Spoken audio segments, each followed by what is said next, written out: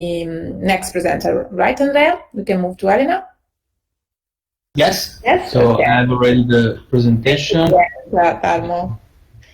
So, hello, Elena. First of all, it's a great pleasure to meet you, at least virtually, because I've always only read your papers, your contributions, your wonderful things, and we didn't have the chat to meet personally in Pixel. Unfortunately, I always wanted to, but so hopefully in the future in person as well.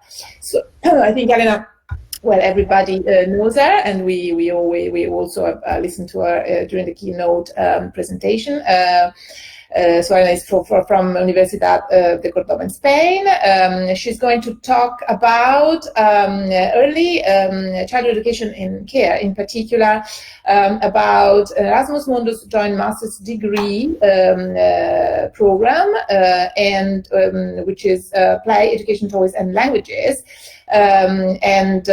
So she's going to tell us about this particular target, which is very, very relevant and is a very interesting international program. Thank you, Elena. The floor is yours. Thank you so much, Leticia. It's a pleasure to see you again. And because, as you say, we have never met in person, but I'm really looking forward to it because we have collaborated in so many conferences and things. So many times, yes. Yeah. So, and I have to write an email to you probably just today because there is something we need to do together. So you will receive an email from me. Yeah.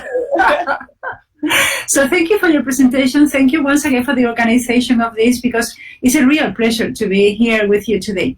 The goal of my presentation is to tell you about one Erasmus Mundus Joint Master Degree in Education and Languages. The acronym of this program is PETAL. Is PETAL. It is like word. And it's an exciting program that we started a couple of years ago.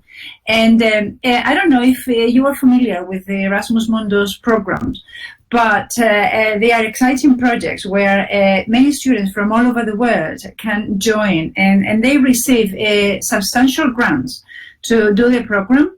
They are funded by the European Commission. And these programs are very competitive. So we gather a bunch of very nice students from all over the world. The actual cohort that we have is composed from a student from Indonesia, China, United States, Europe. In Europe, we have one Italian student. We have a student from Poland. And we have students from Africa. I mean, we have students from all over the world. And they are funded by the European Commission to do the program. So let me tell you a little bit about this. I think I can zoom on some, I think I'm being, I don't know if I can zoom on this. Well, I will tell you where I am. I don't know if you can see my pointer. Yes, you can, right? So I will tell you where I am because this is a poster, but I will develop the presentation on these images. So as I was saying before, the political agenda places early childhood education as a priority for international education institutions that advocate for quality curriculum in the 21st century. So the specialized training of early childhood education teachers must cover specific areas aimed at the integration of key issues in today's society, intercultural education, multilingualism, and the importance of play and toys. So these three topics that are very important for early childhood education have not been addressed in a unique program until PETAL came to the arena. So PETAL is an integrated curriculum that has been funded by the European Commission, as I said before, in 2018. And it is considered as a program of excellence. The aim of this work is to establish a comparative analysis of the academic profiles of the 433 applicants of the first and second cohorts of students. They apply online, and the application was done in 2019 and 2020. But this year, due to the pandemic, the cohort has been postponed and they will begin their program in 2021. So the main criteria to evaluate these candidates are three. First, we measure their level of English. They must accredit a minimum of B2. The second criterion is they must have a university background on education. And the third criterion is they should demonstrate professional experience related to PETaL key areas, such as, for example, experience in toys or experience in education or something like that. So this is where I analyze the academic and professional profile of applicants. So regarding cohorts, as I said before, we have had two cohorts, two applicants, the cohorts of a student. The population of this research belongs to two groups of international candidates. The group 1, the cohort 1, 2019, was constituted by 220 students, ranged between 22 and 54 years old. And in terms of gender, they were mostly women. I don't know if it happens in your country, but in my country and in many countries that I have visited, women are, education is, dealt with or is caught by women mostly. In group 2, we have 230 applicants, so 7 applicants fewer, whose age range between 21 and 51 years old. So the ages and the number of applicants is the same. And regarding gender, again a coincidence. We had 79% women, and in the first cohort we had 80% women. So in terms of the composition of the cohort was quite similar. So we had two similar cohorts, and let me analyze a little bit more about this. Our instrument, let me tell you about the instrument, obtained a Cronbach alpha of 0.911. So this showed a high reliability following Oviedo Oviedo and Campo Arias, 2005. So we consider that this instrument is quite useful for the analysis that we would like to make to our data. Let me summarize a little bit this data to you, because the data corresponding to the candidates of the two cohorts of PETaL show in general terms that there is a wide coincidence in the percentages of the parameters analyzed for the two populations. We will discuss the main differences found. Data for group 1, this from the first cohort, do not show the total number of students because the required level of English was B2. But this was proved by only 2007. So there were 13 applicants who did not prove their B2 level. But it was quite shocking for me, because it was like a compulsory requirement, and some people applied and they didn't have this requirement. The first difference then is found herein. In group 2, candidates met the B2 language requirement established, and a higher percentage of the native applies in the second group. So in the second group, we found that we have more natives than in the first, more native of English, than in the first group. The level of English, as I said before, is a sine qua non condition requirement of the program, because it is the language of communication among students and teachers and even the administrative staff. So regarding the English level, we found that it was interesting data. Many of the students, 13 of the students in the first cohort, did not meet the requirement. And in the second round, in the second cohort, we had more native of English applicants than in the first cohort. So it was quite interesting. The second requirement that I don't know if you remember, we wanted to talk about the academic background of the applicants. The percentage of those candidates who showed an education-related degree has increased from the first cohort, from 33 to 40%. So we had a more specialized student in the second cohort than in the first cohort. This makes us think that applicants by international students are becoming increasingly targeted to the candidates with PETaL Erasmus Mundus Joyce Master Degree 6, because we are looking for very good students who had an educational background, who speak very good English, and who had some experience in the toy and play areas. So this idea was corroborated by the fact that the percentage of candidates who proved having a job related to PETaL key team increased from 26% to 41%. So again, in the second cohort, we had more candidates that had shown or demonstrated some experience related to these key areas: play and toys and education. So, as a final conclusion, let me say that PETaL, as an Erasmus Mundus of joint master degree, offers quality tertiary education to future professionals in early childhood education at the international level. Because, as I said before, our students come from China, Indonesia, to Central Europe, Kazakhstan, Russia, Europe. We have states, we have Brazil, Mexico, Colombia, etc., even Argentina. So, I mean, we have students from many parts of the world. And this fulfills the objective by highest international bodies, such as the European Commission, the UNESCO, UNICEF, United Nations, etc., mentioned above. And reporting the professionalization of this education sector at the highest level. We think that the teachers that must be very professional and have to be highly trained are early childhood education teachers, because I mean they are teaching the future of our humanity, right? The analysis of the two cohorts of applicants proves that programs such as PETaL are necessary and sought by society at the international level, which understands that education must be at the most demanding levels in order to fulfill the expectations of a century that is defined only by being in permanent change. So that is the explanation of my presentation.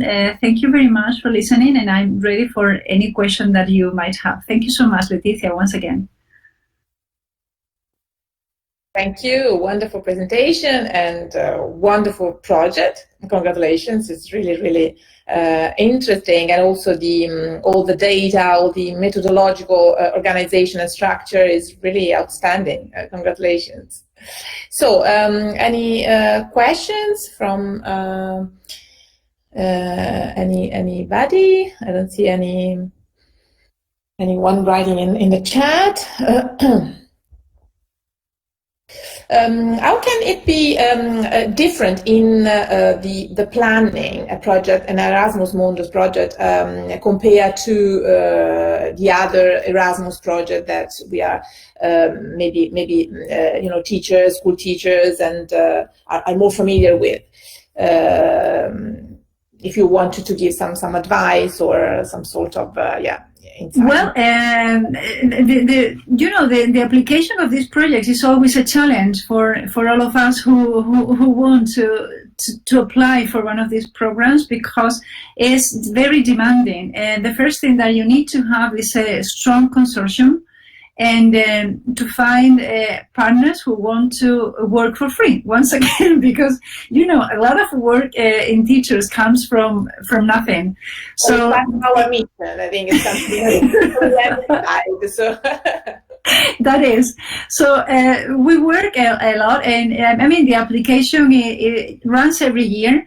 So the European Commission chooses around 40 programs per year. So some of them die, some of them are newly born. So we have like a renovation of Erasmus Mundus programs. So it's challenging because you have to apply. I can say that I applied for this program 3 times, because one of the requirements that the European Commission establishes for these programs is that the master has to be accredited in your own country. So you have to have an official accreditation of the masters by your own national agency. So the first time we applied, it was Portugal who had the accreditation, then it was Spain, and then it was Turkey. And the third time, when we had the 3 accreditation, we were awarded with the master. So it was challenging, because we always had a very good mark. We always got rated very highly. The first year, let me say that the minimum was 84 points, and we scored 82. It was like, we are about to get in. The second time, it was like 1 point, The score was 80 and we scored 79. The third time it was very successful. We got more points than we needed. But I think the problem was always that we didn't have the accreditation of the master in our own country, because this is a horrible thing. I mean, when you get, I mean, I don't know if you have undergone one of this process, but it's really painful. So it was difficult to get the accreditation in the 3 countries. But once we have it, we want it. The good news about that is that following the questions that I had before, that Tarmo had before, any student can apply. Any student in the world can apply to Erasmus Mundus Masters, and not only to this master, but to any Erasmus Mundus. And they are very good programs. They are organized by the European Commission. I mean, they are awarded by the European Commission. So when one student says, I am an Erasmus Mundus student, everybody understands that they are excellent programs. So this is a very good thing for the CV of the students, and at the same time, they get quite a lot of money, because they get money for traveling, they get money for subsistence, and they get the university fee is free for them. So they don't have to pay anything. All the activities are free for the students. I can say, for example, that last year we organized, when students were here in the Córdoba last year, and then in the second semester they had to go to Lisbon, and then they were locked down. But in the first semester, when they were here with me in Córdoba, we organized like 20 activities for them. All of them were free for the students.